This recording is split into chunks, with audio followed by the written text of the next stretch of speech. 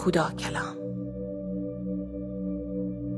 تر پناه ورم داوود مزمور خداوندره، کوش گبن وسی که بنیامین قبیله شینه.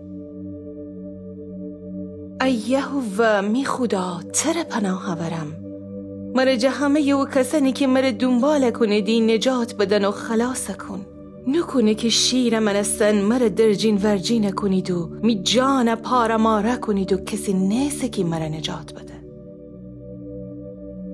ای یهوه می خدا اگه گناه بکودم و می دسن ظلم جالوده ببسته، اگه می رفیق خوبی بدیم را جواب بدم و می دشمن مال و منال ناحق قارت بکودم، بس ول دشمن مرا دنبال کنه و مرا فرسه، ول می زندگی زمین سر نابود کنه و می جان بگیله کنه.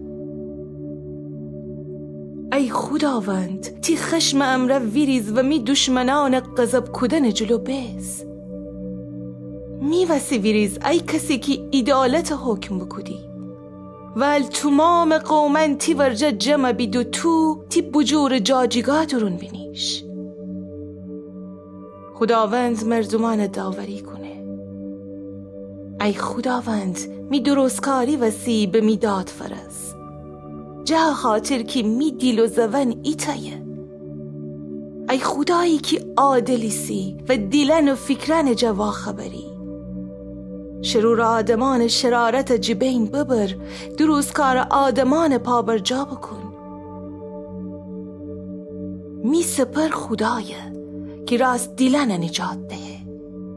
خدا داور عادلی سه، خدایی که همه تروزون قیزه گیره. اگه کسی توبه نکنه خدا خو شمشیر تیجه کنه و خو کمان فکشه و آماده کنه، اون زد آدم کشه اسلحه‌ین تهیه کنه و آتشی تیرانم چکنه.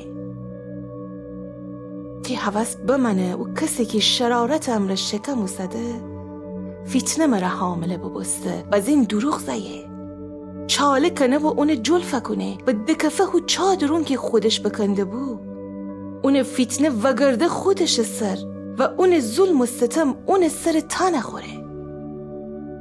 خداوند اون عدالت وسی شکر کنم و متعال خداوند نام ستایش کنم.